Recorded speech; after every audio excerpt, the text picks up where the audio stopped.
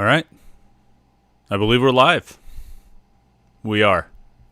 It's Panther-Lair Show on a Wednesday night, October 27th. And my microphone is telling me, or my software is telling me that the levels are blaring. I feel like, oh, now we're really blowing it up. There we go. We all plugged in? Is everything plugged in? Things look weird. I apologize if the sound is bad on this, but I think we're all plugged in. I think everything's the way it's supposed to be. How's your week going? I tell you, like if this is what it's going to be like, all season long, if Pitt continues to win and each week is going to sort of feel like this one, I invite that because it's certainly been interesting as we sit here on a Wednesday. And it's only Wednesday. Still 3 more days until the game is actually played. Pitt against Miami at noon on Saturday at Heinz Field. But it's been a week, and like I say, it's only Wednesday, but it feels like it's been a long one. But it's exciting. We sort of talk week after week about all the path ahead of Pitt and all the potential that was there and the things they can accomplish and all those things. And when they beat Virginia Tech. And now they beat Clemson.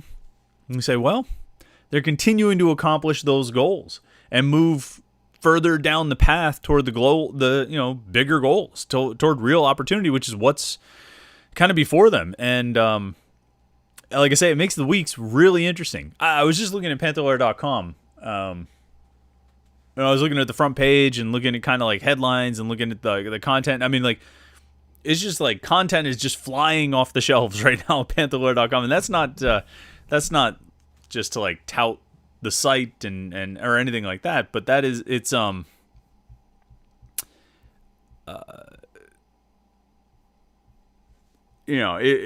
more just sort of to illustrate the fact that there's just a lot going on right now, and there's a lot to write about with this team, and there's a lot to talk about with this team, and then they got commitments this week. There's a lot happening when you're 6-1. There's a lot happening when you are in the position that Pitt is in right now. So letting everybody filter in here, come into the live stream. Of course, Panther-Lair.com, the website, Panther-Lair.com, Pittsburgh.rivals.com. And we'll talk about some of the, we'll talk about the website, and we'll talk about home field and some different things like that. I want to talk about something right off the bat here. All right, Pitt's getting ready to host Miami on Saturday, and sort of as we go through the week, I want to give you kind of like some insight into what my week looks like, right? So this week I'm handling the 3-2-1 column that we publish on Friday. We do that every Friday. Some weeks Jim Hammett writes it. Some weeks I write it. We alternate. We go back and forth. It's kind of nice because it's a longer piece, takes a little more time, and invest a little more time in it. It's nice to trade it off. So this week is my week, and on weeks when I work on the column, I'm writing it throughout the week. It's like 6 different sections, and finding different topics to talk about and different things to say about those topics, and start doing different research. I want to write about this topic. Let's see if the numbers back me up. I have this idea that I think this thing exists, or I think that this concept exists, or I think that the team is doing this or doing that. Let's see if the numbers actually back it up. And so I end up with legal pads like this, scribbled all over with all kinds of stats and data and info. And it's far more of a mess than you could possibly imagine. The camera only comes to right here because you don't want to see the chaos that is. There's a beer, and that's the only thing you really want to see. But I go through and I try and do research and try and find stats and data and info to see if it backs up the thoughts that I have, the opinions that I'm kind of working with, the ideas that I'm working with. And sometimes it does and sometimes it doesn't. But what often happens, and other people have noticed this before, is it'll be Tuesday or it'll be Wednesday and I'll be working on something for the column and I'll come across a stat that I can't believe. And I don't want to keep it to myself. I don't want to keep it quiet all the way until Friday because the stat is going there. This legal pad right here, which I tweeted out before the show here tonight. It basically, all these numbers that are written down here basically boils down to one stat, which is down in this little corner right here. And well, I guess there's two stats. There's like two categories on this sheet. And that stat is going to go in the 3-2-1 column on Friday. And so if I was smart, I would hold it until then. I wouldn't give away, I wouldn't give away the milk. You know what I mean? I want you to buy the cow on Friday, so I wouldn't give away the milk for free tonight. But this stat is so interesting to me. And so kind of exciting. I texted it to some people yesterday once I sort of did the math on it because I couldn't believe it. And so I'm not going to keep it to myself anymore. And I mean, like, who gets excited about stats? Well, nerds like me, I guess. And I think you should get excited about this one because of what it means for Pitt going forward. Okay? In the last 3 games, everything we're going to talk about here right now with regards to this stat I'm about to bring up is the last 3 games. Okay? The 3 ACC games. Georgia Tech, Virginia Tech, Clemson. All right? In the fourth quarters of those 3 games, okay, just looking at the fourth quarter, Pitt has rushed for 249 yards. 249 yards on the ground. Now, we're not counting the 3 kneel downs or 4 kneel downs. The 3 kneel downs at the end of the of regulation against Clemson where they lost, as a team, lost like 9 yards. We're not counting that. We're talking about the rushing plays. Plays where, and that includes Kenny Pickett scrambling and running a quarterback draw. And then obviously also the running backs. 46 rushing attempts in those 3 games, 249 yards. Okay?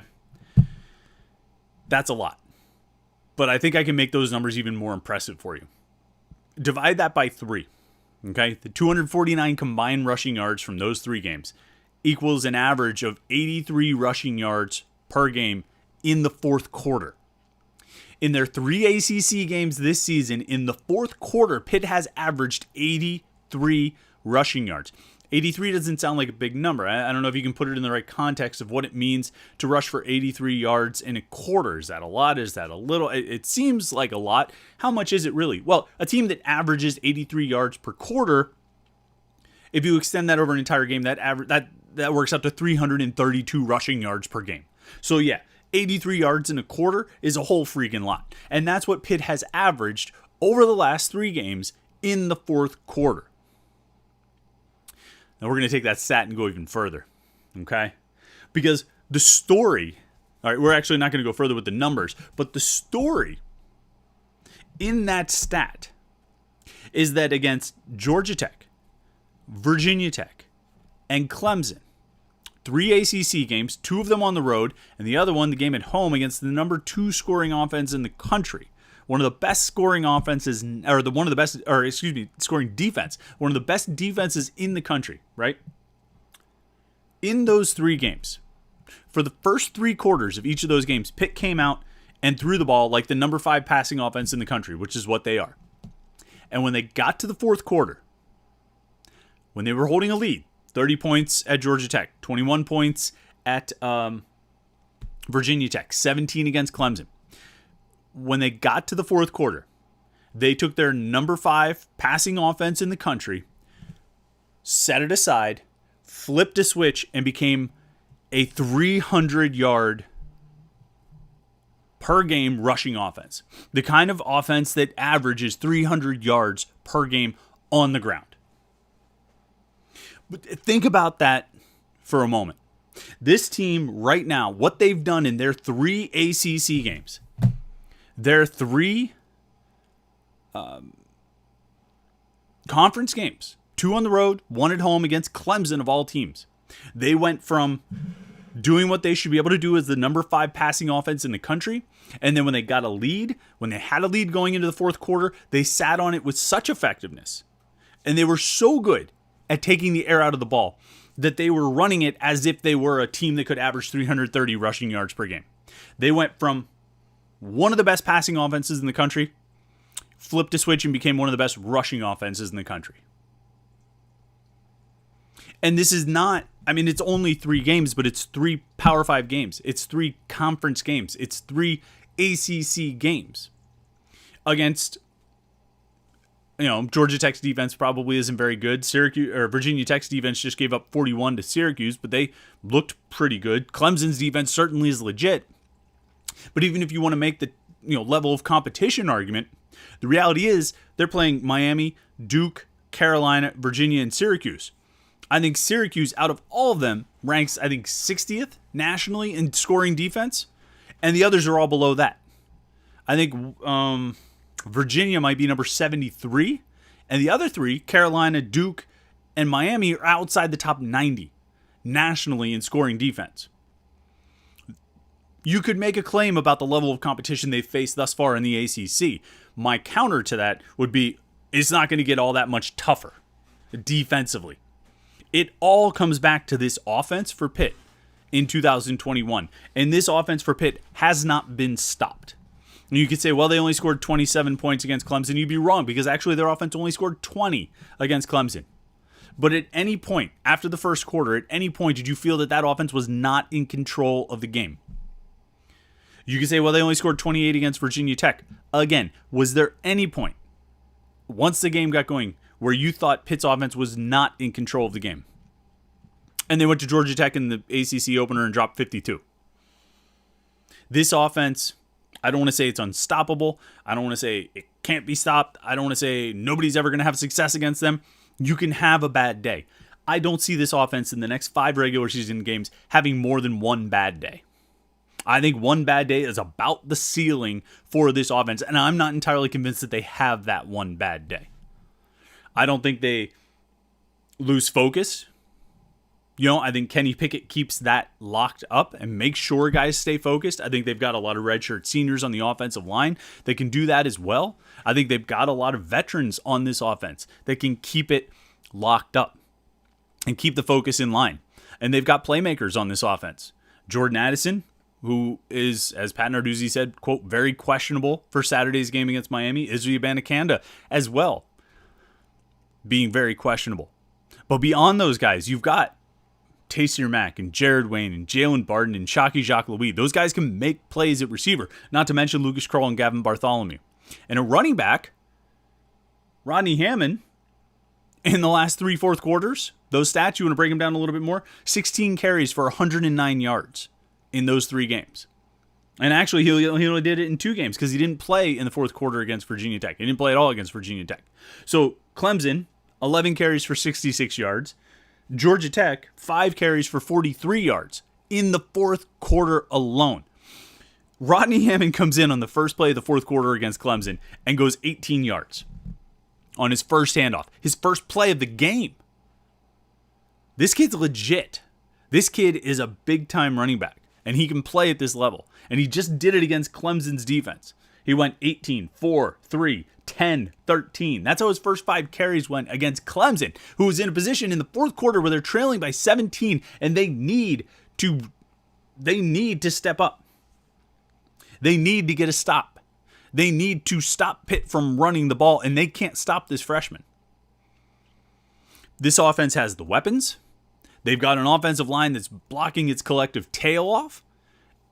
And most importantly, they've got the redshirt senior quarterback who sets the tone for the whole thing. And if you've got a quarterback, you're in great shape. Now, they're going to play teams that are going to score against them. We've talked about this all season. Sam Howell is going to score points on this defense. Brennan Armstrong is going to score points on this defense. Garrett Schrader had a heck of a game to beat Virginia Tech on Saturday. Tyler Van Dyke, this kid from Miami, this freshman quarterback they've got, threw for 300, 400 yards, something like that, to lead Miami to a win over NC State. So they're going to have some teams that'll move the ball on them. They're not all, these 5 teams that are left on the schedule, aside from Duke, 4 out of the 5 have pretty good offenses. And, much better than what Clemson had, much better than what Virginia Tech had, much better than what Georgia Tech had. Although that offense keeps humming along. Jeff Sims had another 300-yard game. Jahmyr Gibbs keeps running really well. These, 4 out of these final 5 offenses are much better than those teams, than the 3 ACC teams Pitt has played so far. But Pitt's offense is pretty darn good too. Arguably better than anybody in this conference. I'm confident that this offense can win a shootout. And I'm confident that this defense can make just enough plays to hold on and get a win. I believe they can make just enough splash plays, just enough of the feast or famine, to, depending on which side you want to call the feast and which side you want to call the famine. I think they can get to the quarterback a few times. They'll give up passes. They'll give up yards. They'll give up points. but I think they'll get to Tyler Van Dyke, the Miami quarterback. I think they'll put some pressure on him. I think they'll get some sacks, and I think they'll force him into some bad decisions in amidst the big plays that he makes. They're going to run RPOs. Coaching staff claims they've made adjustments to the RPOs and they can defend them better than they did in the Western Michigan game. We'll see. I think this Miami game is going to be a heck of a test. But even if Miami is able to score, I believe Pitt's offense will be up to the task. And whereas the Western Michigan game, they scored 41, which should be enough to win, and it wasn't. I believe that going against Miami's defense, who ranks, I think, 97th in the nation, averaging 30 points per game in points allowed, I think this offense can move the ball against them. Even if they're missing Addison and Abanikanda. It'll be a little tougher without those guys, but I think they'll find plays because they've still got Pickett. Pickett is the key. And I don't want to say he's been flawless thus far, but he's played pretty close to it. And as long as he continues playing at a high level and setting a tone for this offense, I think they're going to keep scoring, and I think they're going to keep winning. All right, want to jump in on some comments and questions here because everybody's coming and hanging out on the live stream tonight. We appreciate it. Listen, if you've got comments or questions about Pitt sports, football, basketball, recruiting, put it in the live stream in the chat screen. Now, we got a lot of people hanging out, a lot of comments, a lot of questions. If you want to make sure your comments and questions get read while we sit here and talk, you can always be a super chatter. Throw a couple bucks, support the podcast. We appreciate that. And we'll definitely make sure we get to your comments and questions. I also got to make sure I get to Home Field Apparel. I've got the Vintage Rock on tonight, the gray shirt, the Pittsburgh Panthers. And, this is great. It's a great shirt. It's super comfortable. It's got a great design. Home Field is a place to be. If you haven't looked at their site yet, I don't know what you're waiting for. It's Untitled.com. You can, if you're a first-time shopper there, you can use the promo code LAIR, L-A-I-R. You're going to look around at what they've got, see all these sweet designs, and then take my word for it that the shirt is super comfortable, fits great, hasn't lost its shape, and it's there's some of the best shirts that I have. I got a Hawaii Rainbow Warrior sweatshirt over there. I got a couple Pitt shirts that they sent me. This is... there's some of my favorite shirts, and you got to go check them out. So go to homefieldapparel.com, use the promo code LAIR, L-A-I-R. You get 15% off your order if you're a first-time shopper. You're not going to regret it. The only thing you're going to regret is that you'll buy a couple, and then you'll regret that you didn't buy like 2 or 3 more. They even rolled out a new design on Saturday, which is great. I think it's a Pitt is It logo. Oh, it's outstanding. You got to go check it out. RJCman38. You need to check it out. He's a super chatter, and he says his chat comment question is Pitt is it. Well, that's right. That is what Home Field's got. They've got a shirt that says Pitt is it. So go check it out at homefieldapparel.com. Ryan Smith gets us started with a comment or a question. Says, what kind of crowd are you expecting this week? I felt the students did their part last week. Hopefully it's loud again this week. Look, the students...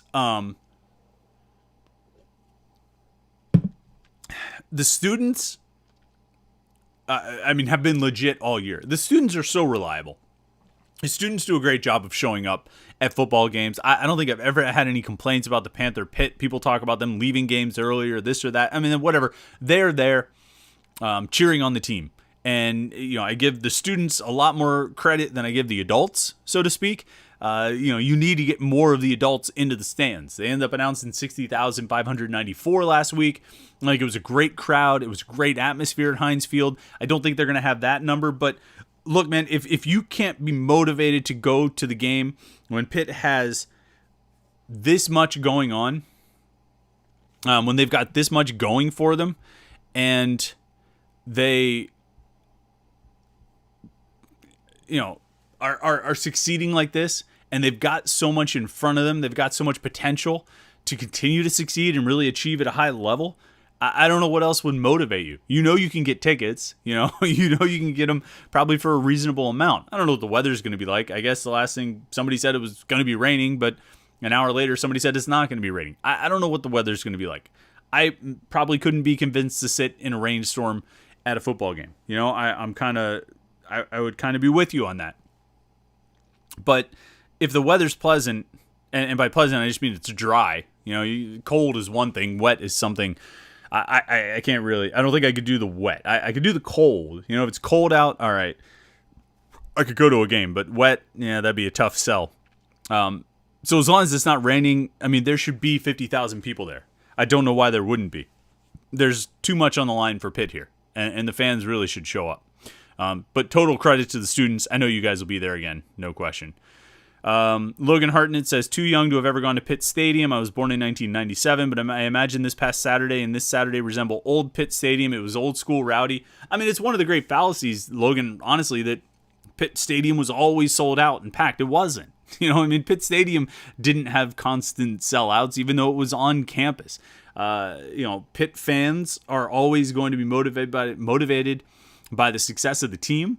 There's always a certain amount of fair weatherness or bandwagonness to it, and that's just how it goes. So Pitt needs to win a lot. That's the key. Vince Pilata says, how many carries will Rodney Hammond get against Miami? He should get a lot. Particularly if Israel Abanikanda doesn't play, he should get a lot. I'm sure there are still issues with blocking. I'm sure he needs to still continue developing there. And if you're going to use him outside of the fourth quarter, the fourth quarter being kind of an obvious run situation, if you're going to use him, in when you're mixing in the run and the pass, you need to be able to trust him to not get Kenny Pickett killed. But what's interesting to me is, and actually, if you watch the Kenny Pickett show this week, we talked about it. Kenny and I talked about it. It seemed like in the Clemson game, particularly starting maybe around the second quarter or so, they really started going with empty sets a lot more. And I think some of that was based on how Clemson was aligning. I think some of that was to sort of spread Clemson's defense out even more. But if you're going to use those empty sets, then Rodney Hammond doesn't need to be able to block all that well. You know what I mean? Your running back is out there running routes. So he obviously needs to master that part of his game. But I'm guessing there's some concerns about his blocking just because he is a freshman. But there's no question that Rodney Hammond makes things happen. He's a playmaker. He can make a lot of plays. He can score points for this team. He can move the ball. And with the blocking that's happening, the offensive line is doing a great job, and I think Hammond and Abanikanda and even Vincent Davis are taking advantage of it. But Hammond's going to have to, if Abanikanda can't play this weekend, Rodney Hammond's going to have to be a big part of the offense. And I think even if Abanikanda can play, you're still going to want Rodney Hammond out there because he's just that talented.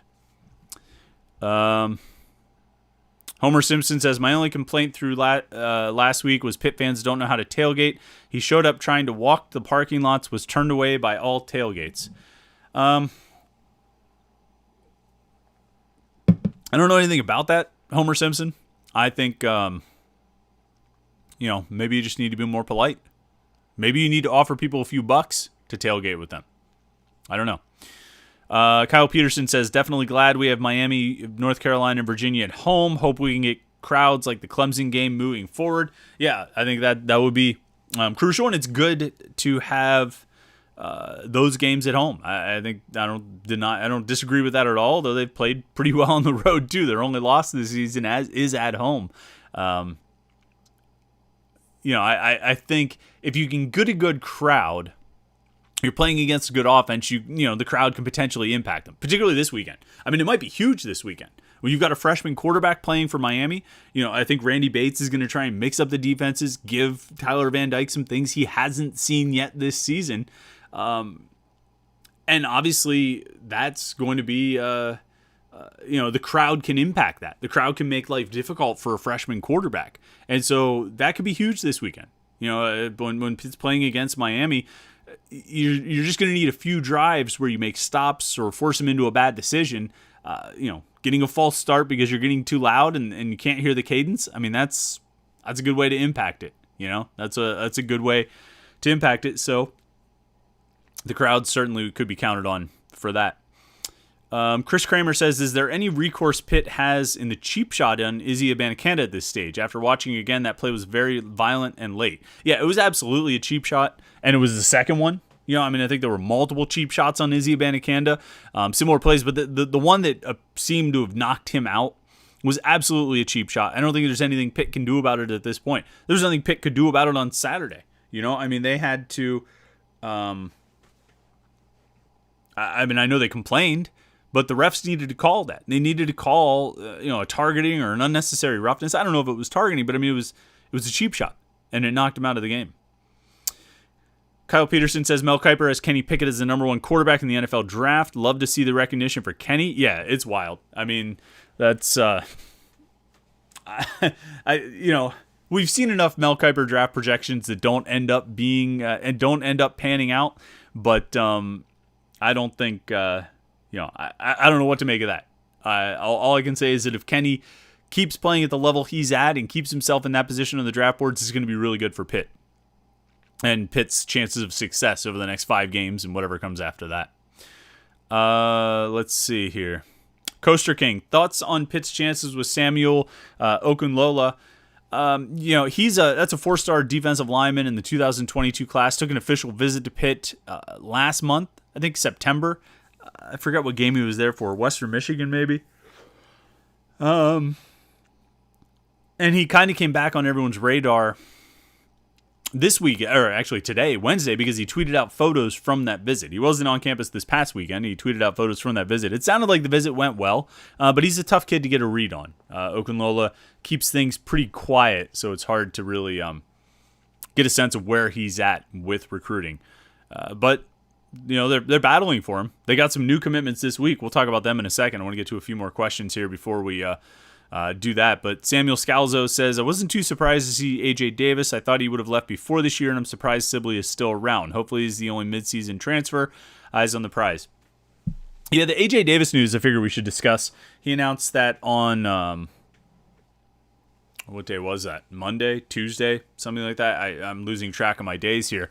And a lot of people were curious about, well, why would he go mid-season? It doesn't make any sense. Pitt's having so much success, and, Abanikanda just got hurt. Maybe this is the time he'll get on the field. Don't you want to be a part of a winning team? And I think maybe, and I mean, I haven't spoken to A.J. Davis about this. I don't know if this is the case or not, but I think maybe part of his motivation for transferring now is that he's already played in 3 games this season. If he played in 1 more, that would be all right. But if he plays in 2 more and ends up playing in 5 games or more, he would lose his opportunity to redshirt.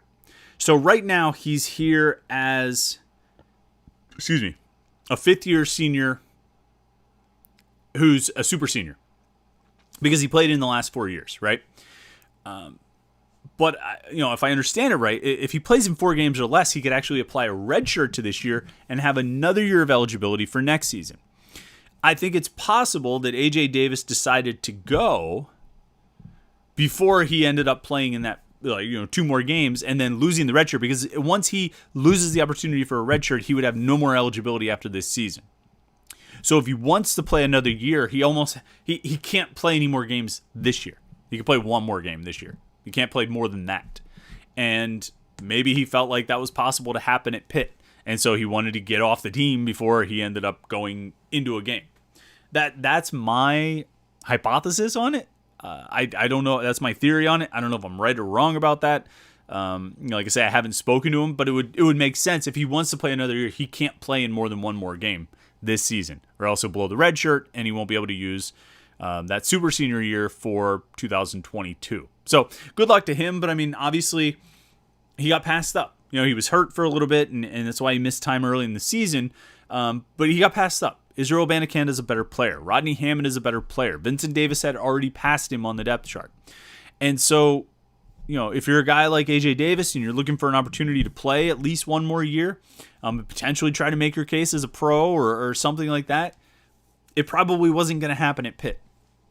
And he could look around and look at Todd Sibley, who's playing even less than A.J. Davis was. And Davis didn't play very much when he was healthy. So he could look at that and say, look, we're not going to get out there. I'm not going to get an opportunity here because I've been passed by better backs. And so I need to look for somewhere else. T-Man with a really interesting question. Was the Western Michigan loss the wake-up call that this team needed? Would they be where they are had it not been for that? That's a really interesting question to me. And it's one that we won't be able to answer. We'll never be able, you'll never be able to know. It's total hypothetical. And we could probably ask the players, when we get to the end of the season, see where the season goes. We could ask the players or ask the coaches, do you think you needed that? My instinct is to say no. They didn't need that. Unless they really feel like and maybe they do. Maybe unless they really feel like the players overlooked Western Michigan, got too high on themselves from the Tennessee game, and came into that Western Michigan game with less focus than they needed. And if that's the case, then maybe a wake-up call was needed. But I would have to think, like, I don't know. I mean, I guess the suggestion would be if they had beaten Western Michigan, would they have thought too much of themselves and end up being susceptible to losing to Virginia Tech or Georgia Tech? And I don't know if I believe that would be the case. I'm not sure if I would really buy into that idea. So I don't know if it's a loss that they needed. I don't know if it's a wake-up call that they needed. And I don't know where they would be if they had won that game. If they had won that game and continued winning, they'd probably be top 10. No worse than like top 12 or so. At 7-0. I think they just, that's where they would be, assuming they kept winning. But I guess that's the question. Would they have kept winning? I don't really know. Let's scroll down here. Wow, we got a lot of comments and questions. I don't want to miss anybody here, so make sure you can always use the super chat function if you want to make sure your comments and questions get read. Let's see what we got here. Sports World PA says, this is Pitt football's best victory in years. Put the football team on a whole new map with Kenny Pickett almost every football show on ESPN right now. I think having Kenny Pickett's why they're winning, right? And so Kenny Pickett's getting the attention that kind of goes along with that. Beating Clemson. Clemson is down this year, but it's still a win that means something. And I think the fact that Pitt is winning, they're 6-1, they're 3-0 in the ACC, and it certainly looks like their path is carved out to get to the ACC championship and possibly beyond. I mean, I think it's made it very interesting for people. I think that a lot of the national talking heads or TV shows or ESPN or what have you, I think they're really intrigued by this year because this year is shaping up to be not like any other. This year is shaping up to be very interesting, far more interesting than we expected. With Cincinnati crashing the party, with Wake Forest still undefeated, Kentucky's in the top 12. I think there are teams that you don't typically see kind of making their presence known and climbing into some of those top rankings and mixing it up in there. And in the meantime, some of the top teams are losing. You've got teams that are falling, and it's making it exciting. And I think a team like Pitt with a possibility of doing it, they've got a great quarterback. I think that makes for a great TV storyline. How many times do you want to watch another feature on Alabama or another feature on Ohio State? Well, you don't. But hey, let's talk about Pitt. Let's talk about Wake Forest. Let's talk about Cincinnati. Let's talk about Kentucky. And Pitt's not quite into that level yet of where those other teams are because they have that one loss and they're only number 17. But it's interesting to talk about different teams. It's interesting to think about teams other than just Alabama, Georgia, and Ohio State and Oklahoma. And so that's I think it's fun. I think it's been really interesting. That game obviously helped a lot. Mike Anner says, Mike Anner. I'm guessing you missed the letter. Mike Tanner or something. Mike Spanner. Mike Banner. Says, any chance the momentum leads to a quarterback transfer portal interest from Pitt from a big name such as Spencer Rattler? And would Pitt take interest? I don't know what they think beyond this season. I don't know what the Pitt coaches feel like the long-term prospects are for Nick Patty or Davis Bevel or Nate Arnell. Joey Yellen still on the roster. My guess is they would come out with Nick Patty as the starting quarterback next season. Although, I think a quarterback competition between Patty and Bevel and Yarnell and Yellen would be really, really interesting. I still think Davis Bevel has, a talent level that's pretty high. And I think he's got a lot of versatility. I think he's got a big arm. I think he can move. I think he's a big guy. I think he can do a lot of things. And I'd like to see him. Probably if you could pick any of those quarterbacks, he would probably be the one just because of his physical talents. You would say, boy, I hope he takes the biggest step forward and is really ready to take over the offense because he's got those physical skills. But if he's not ready to run the offense, if Nick Patty runs it better, then Patty would be the guy they go with. Will they explore the quarterback transfer market? I don't know. I mean, they're poised to bring back 4 scholarship quarterbacks.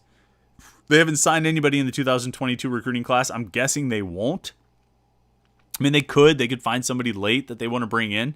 But I wouldn't be surprised if they just take a pass on the high school quarterback and keep an eye out for a transfer. If you find the right transfer, the right guy who could come in and play, then it's worth it. And maybe you've got something to sell now where you've got Kenny Pickett playing himself, at least after week 8, playing himself into conversation as a Heisman and as a first round draft pick and all these different things.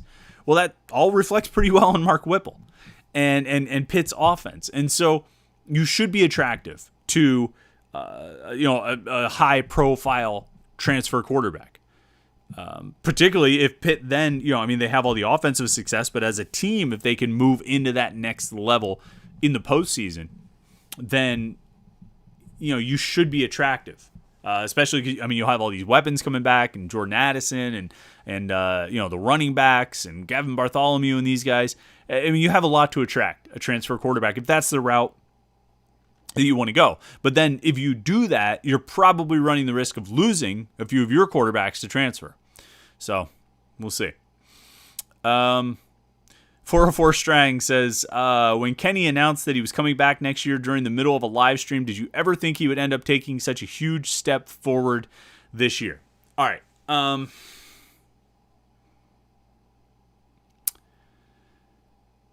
It's an interesting question.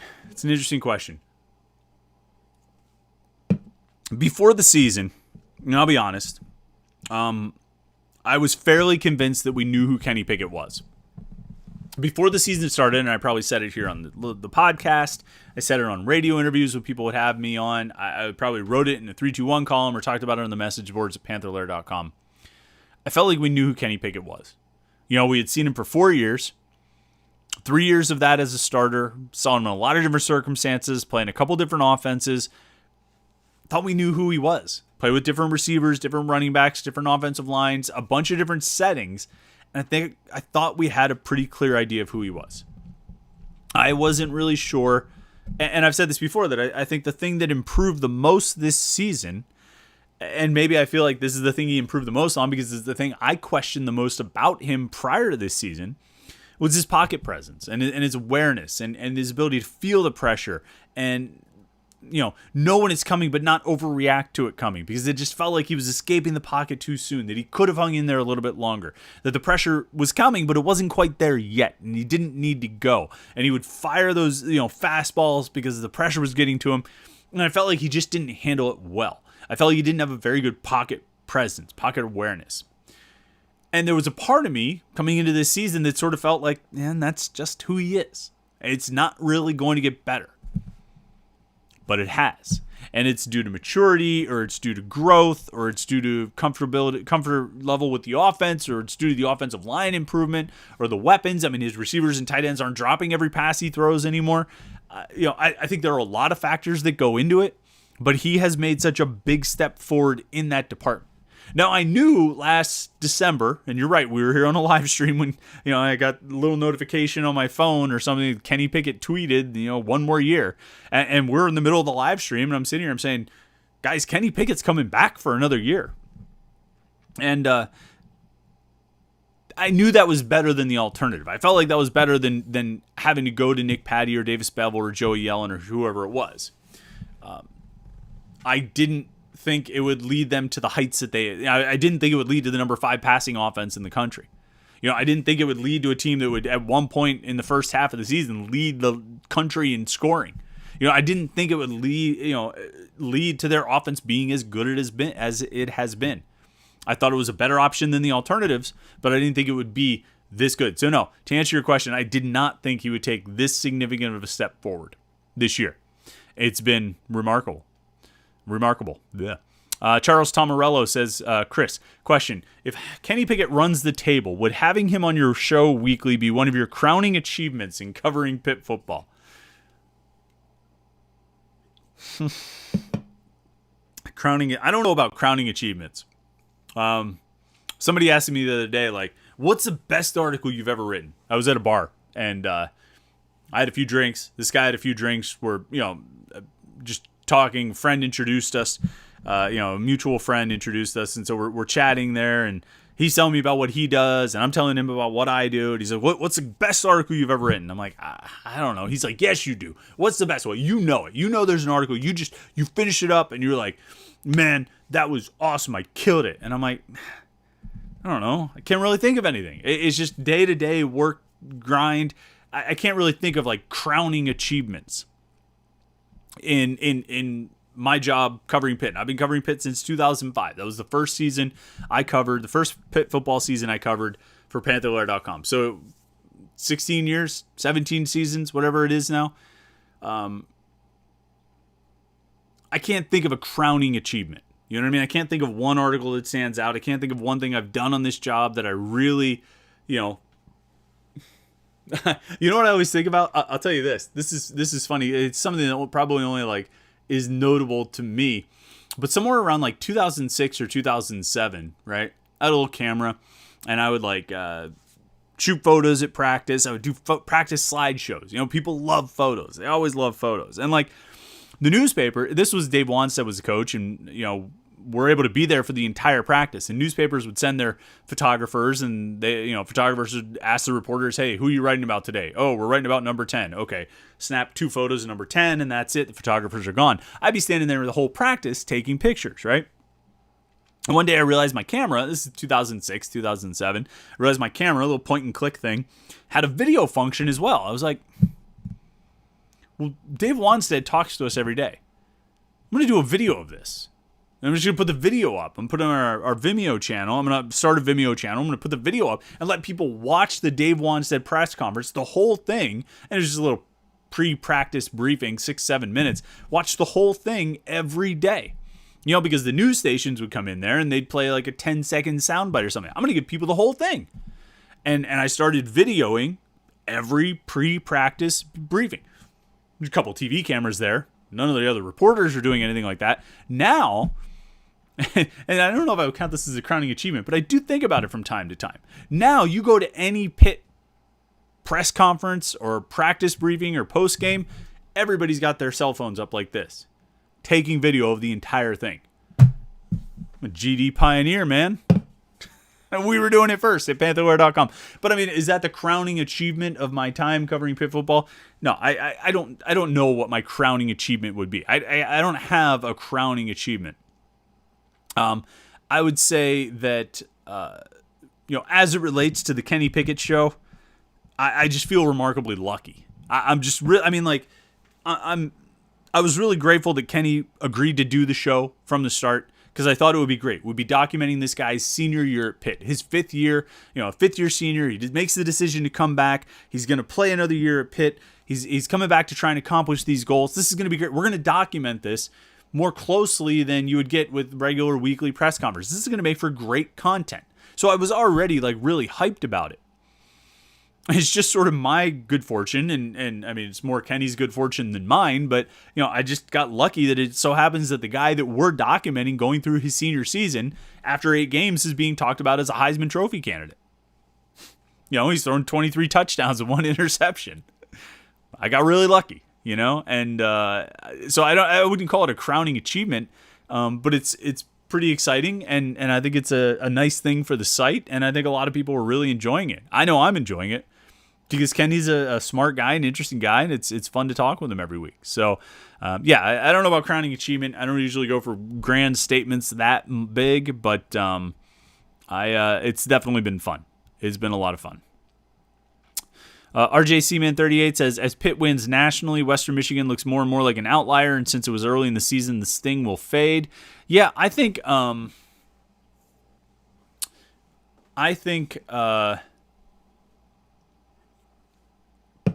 the Western Michigan game, it's becoming easier and easier as Pitt's defense continues to play pretty well through the course of the season, and they've played well since the Western Michigan game. And each week it's going to be a challenge. I mean, it's going to be a challenge this week against Miami. Duke, probably not as much. It's going to be a challenge against North Carolina. It's going to be a challenge against Virginia. It's going to be a challenge against Syracuse. Week to week, Pitt's defense is going to be Syracuse a little bit less than the others, but Miami, Carolina, and Virginia for sure. they've played better since Western Michigan, and they've played well enough, not great, but they've played well enough that I think we can look at Western Michigan and say that was a bad day.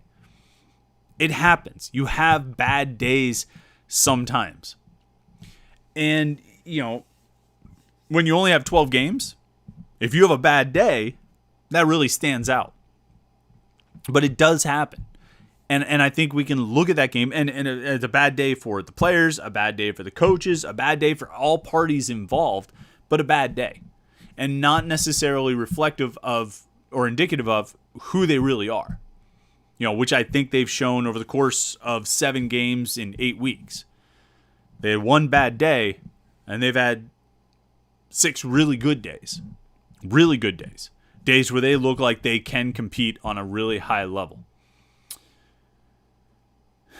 Let's see here. Some more comments and questions. Playoff Panthers.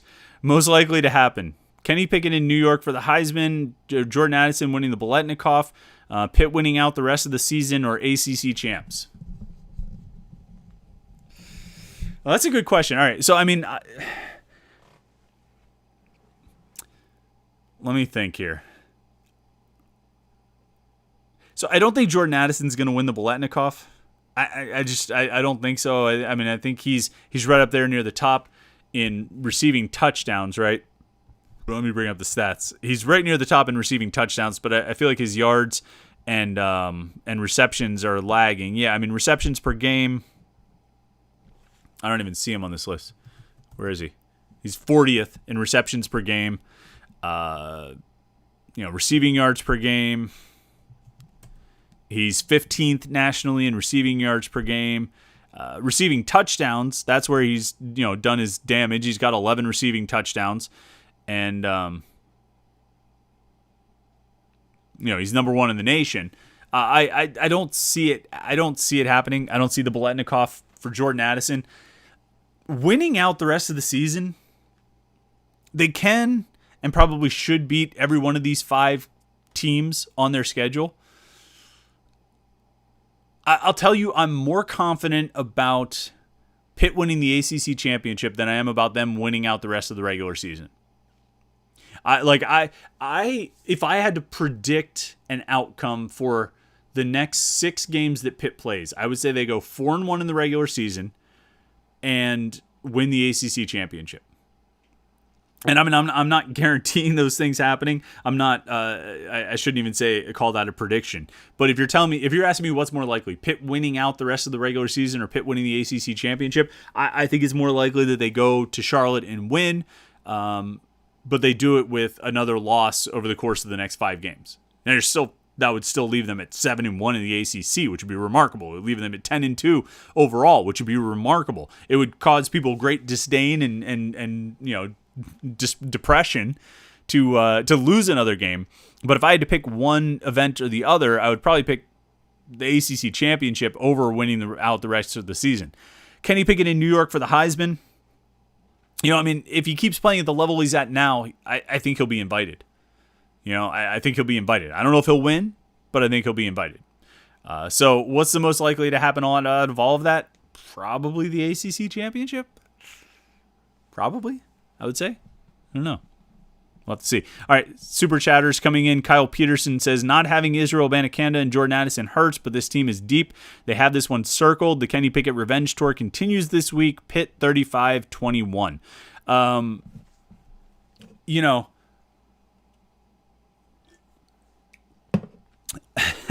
It's funny. I asked Kenny, because it was one of our questions. Every week on the Kenny Pickett Show, we take questions from Panther-Lair.com readers. And I asked Kenny, one of the questions from the fans was, you said when you came back, you had this checklist of things you wanted to accomplish. And there was win at Virginia Tech, win at Lane Stadium, right? Got that. Beat Clemson, because Kenny was 0-2 against Clemson, played 2 pretty bad games against Clemson, the ACC championship game in 2018, and then the regular season game last year. Check that off. Said, well, what's next? What's next on your checklist? And he said, beating Miami. Of course, he did that in 2017, his first career start. But had a pretty bad game in 2018. I don't think they've scored 1 offensive touchdown since that 2017 game. I think the great Jerry DePaula tweeted that stat, that Kenny Pickett accounted for 3 touchdowns, I believe, in the 2017 game, 2 rushing and one passing. And Pitt's offense in 2018, 2019, and 2020 has scored 1 touchdown since then. That's pretty bad. 2018 game down there was brutal. They had already clinched the Coastal Division, but it was a brutal game. That was after they lost Jimmy Morrissey, and things went pretty bad for that team, as we know. 2019 was just ugly. I mean, that was not a good Miami team. They end up losing 16-12. Pitt does. And then last year, Kenny Pickett's out for the game down there. Last year, Joey Yellen plays. They get a touchdown. Daniel Marega catches a touchdown pass. I think Kenny has this one circled as well. And I know he said, well, yeah, Miami's the next thing on my list because Miami's the next game. But I think he had Miami circled as, another notch on his checklist that he wanted to check off. And, he'll get his chance to do it this week. It's going to be tough without, if Abanikanda and Addison can't play, that's going to be tough. But, I think Vincent Davis and Rodney Hammond are up to the task of carrying the load. I think Hammond looks really good. I'd like to see him with even more carries than he's been getting. He had 11 against Clemson, and they were all in the fourth quarter. He took him for 66 yards in the fourth quarter. And then, at receiver, it's going to be tough without Jordan Addison. If Addison can't play, it's going to be tough. But, Jared Wayne has been making plays. Taysier Mack had a nice bounce-back game against Clemson after a pretty rough one at Virginia Tech. Jalen Barton, I think, can be really good as a receiver. I think he's got speed to get open downfield and make plays. And Miami's going to be playing with some young safeties. Miami's going to be playing with some guys who don't have a lot of experience. They just had an injury there, and so they're bringing in some young safeties. I think Pickett's going to go at those guys. And Jalen Barton running at those guys from the slot, it's going to be tough for them to keep up with him. I think they're going to have a chance to get some one-on-one matchups, and I think they're going to have a chance to take advantage of them. And then you got the tight ends as well. And did I mention Jared Wayne? He's been playing really good. I think I mentioned him. Shockey Jacques-Louis, Lucas Krull and Gavin Bartholomew are playmakers for this offense. And they've done it a lot through this season. So it would be better for Pitt to have Abanikanda and Addison, of course. If those guys can't play, they've got some weapons. And like you say, they've got some depth, Kyle. You're right. Plus, they've got an offensive line that's playing really well, and, a quarterback who's pretty darn good in his own right. Let's see here. Will Z says, your greatest achievement... Oh, yeah, we were talking about my crowning achievement on Pitt coverage. Will Z says, your greatest achievement is managing the complaining purgatory that is the Pitt message board that has people fighting daily. You are stalwart of patience. The message board... the message board is like the heart of Panther-Lair.com. I always talk about our coverage, and it's the best Pitt coverage on the internet, most comprehensive in football and basketball and recruiting. If you listen to any of these podcasts, you've heard me say it over and over and over again about Panther-Lair.com and what we do there. The reality is, man, the message board is the heartbeat of it all, though. Like, that's where people come and they read all the articles, and then they go to the message boards to talk about it. Or they read something somewhere else, and they come to the message boards to talk about it. I always say it's one of the best things is that somebody else might have a story. It might be something on the Post-Gazette or somewhere like that. And, oh, man, they got a great story. Darn it, I wish we had gotten that story. It's natural. It's part of reporting is that other people are going to get stories that you're not going to get. And hopefully you hope you can get more stories than everybody else, but sometimes other people get the other stories. But what I always notice is something shows up on the PG website or wherever it is, people see it, and then they come to our message boards to talk about it. And so I like that we have that community and that sort of gathering place for Pitt fans to get together and talk about Pitt sports, even if it gets a little out of control at times. And look, you go back, if you want to dig back pages and pages to find the reactions after the Western Michigan game, I had to put up a post after the Western Michigan game saying, listen, guys, we're still going to cover this team the same way. Even though you believe that the coaching staff is getting fired and nobody's going to be here and all this stuff, we're still going to keep covering the team the same way. That's how rough it was. That's how bad it was, but that's just part of it, At Panther-Lair.com, we attract the biggest Pitt fans You know what I mean? The people who are really dedicated to Pitt. And with that comes a lot of passion. And passion is not always, being a passionate fan doesn't always mean that you use a lot of rational thought when applying, when it's applied to your favorite team. Get a little irrational at times, and that's part of the fun of it. So I enjoy the message boards. It's certainly a lot more fun when they're winning. Michael B., one of our regular super chatters, glad he can make it, says, hi, Chris. Sorry I'm late to the party. Is it true Abanikanda and Addison are not playing this weekend? If so, that makes me very worried about the Miami game. They are playing much better now and have our number. So we don't know about Abanikanda and Addison. We'll find out, I think, on Saturday. I don't expect Pat Narduzzi to give anything away on Thursday. I could be completely wrong about that. But I don't, I don't think he'll give anything away. I think we'll find out on Saturday whether those guys play. Miami is playing better now. You're right. They finally won a game against a Power 5 opponent on Saturday. They beat NC State 31-30. So they had lost to every other Power 5 opponent they played. I think they were 0-3 in the ACC, or maybe they were 0-2. Yeah, and now they're 1-2. They're 3-4 overall. But yes, they did win their most recent game. And,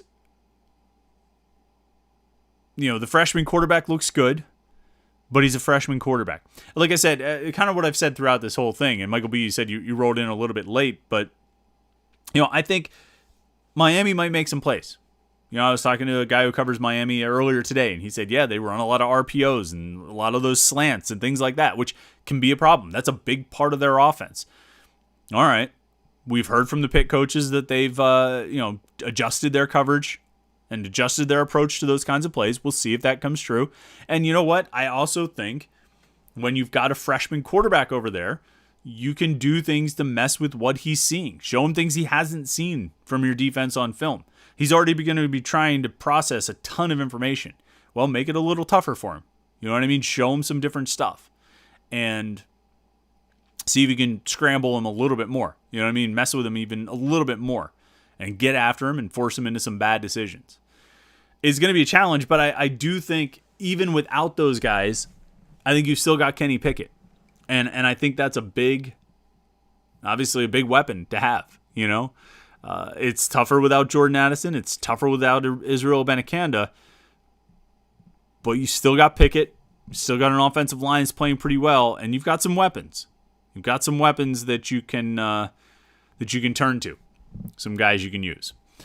All right, last one here. Will Z says, any score predictions? I'll say 34-28. Pitt. Miami makes this closer than it needs to be.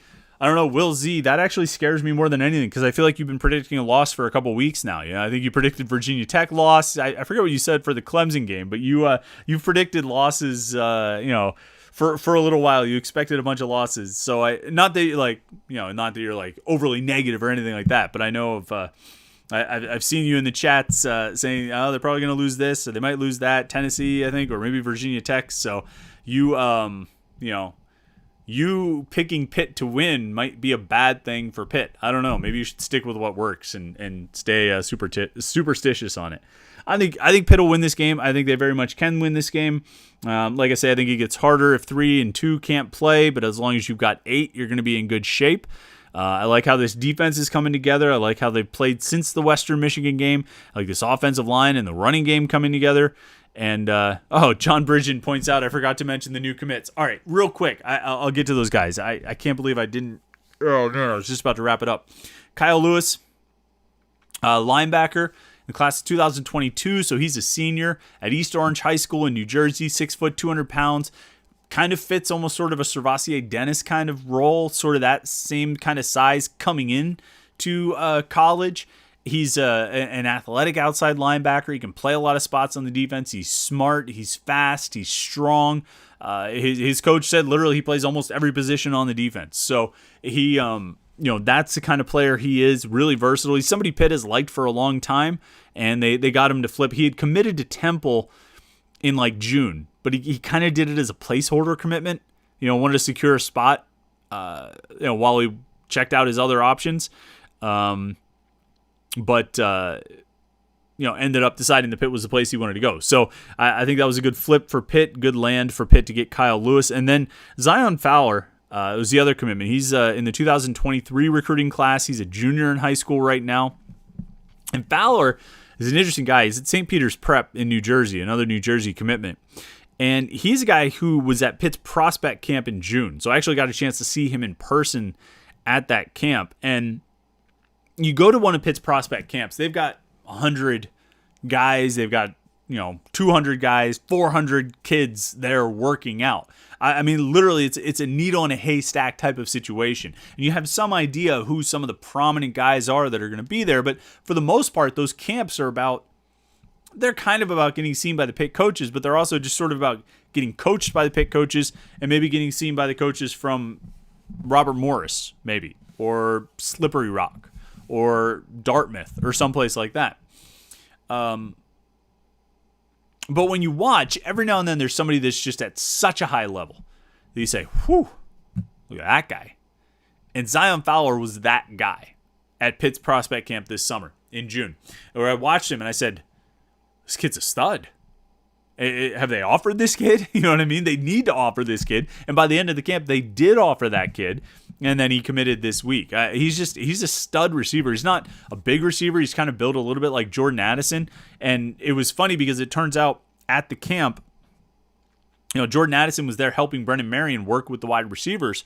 And at the camp, Addison said to Marion, you need to offer this kid. He reminds me of me. He's this kid can fit in our offense and play really well. So, really high endorsement for Zion Fowler when it comes from Jordan Addison. And I think, a guy who sees what Pitt's offense is doing. He didn't get a chance to go to the Clemson game, but he was at the Virginia Tech game as a guest of Virginia Tech. So Virginia Tech brings him to the game, gives him tickets and all that stuff, and he watches Pitt win that game and comes away even more impressed with Pitt than he was heading in. So he didn't get a chance to go to a Pitt home game, but he went to a Pitt game and ended up committing to the Panthers about a week or so later. So, like Will Z says, poor Justin Fuente helping Pitt get recruits at his own homecoming game. Yep. And that's how it worked out. All right, make sure you go check out Home Field. Get your shirts for Saturday. I don't know if you order them now. I don't know if they'll get to you in time. They might be on the Ever Given and stuck in the canal or someplace like that. But I don't know how quickly Home Field is shipping them, but you can at least have them by the North Carolina game, I would say. Look at this thing. I mean, look at that sweet retro rock, right? And it's on a high-quality shirt, super soft, fits really well. It's the best T-shirt I have. I mean, I wear this thing every day. My wife yells at me. I can't wear it every day. But I would if she wouldn't get on me. But it's getting to be colder out, so I can wear a sweatshirt over it so she won't see that I have the same shirt on every day. I get around her that way. Anyway, homefieldapparel.com. Just great T-shirts, high-quality products, great design, super good fabric. And remember, if you're a first-time shopper at homefieldapparel.com, use the promo code LAIR, L-A-I-R, to get 15% off your order. I mean, you're getting you're getting one of the best shirts you're ever going to own, and you're getting it at a discount. You can't lose. And then, of course, make sure you check out Panther-Lair.com. Panther-Lair.com, Pittsburgh.rivals.com. It's the most comprehensive source of Pitt sports news on the internet. Football, basketball, recruiting. You can find it all at Panther-Lair.com. And, of course, message boards. Like I said, it's the heartbeat of the site. You can interact with hundreds and thousands of other Pitt fans all day, every day. Panther-Lair.com. Make sure you tune in on Saturday morning, 8 a.m. on 93.7 The Fan. We'll have the Panthers Insider Show. And then, of course, coverage throughout the game. Message boards. We'll have the game thread going on Saturday at noon, Pitt, Miami at Heinz Field. And then once the game is over, maybe around 6 or so is my tentative start time, I would say. We're going to have the Panther-Lair post game right here on the Panther-Lair.com YouTube channel. So make sure you are subscribed. YouTube.com/Panther-Lair.com. Go to our YouTube channel. Make sure you click subscribe and turn on the notifications so you get a little notification when we go live. All right? I don't know exact start time of when we're going to kick off the post-game show on Saturday afternoon. Got to go to the game, go to the post-game press conference, work a little bit, drive home, and then we'll get started. It could be 6, it could be 5:30, it could be 6:30. I don't know. But if you subscribe to the YouTube channel and turn on the notifications, you will know when we go live, so you won't miss the stream. So those are always fun. We always have a good time in the chat. We always have a good time in the conversation talking about the game. So make sure you are tuned in for that on Saturday afternoon. Thanks to everybody who came out for the chat here on Wednesday night. Thanks everybody who listens to the podcast through the week. It's fun as always, counting down the days. Pitt Miami at noon on Saturday. We'll talk after the game. Until then, have a great rest of the week. We'll talk to you in a couple days.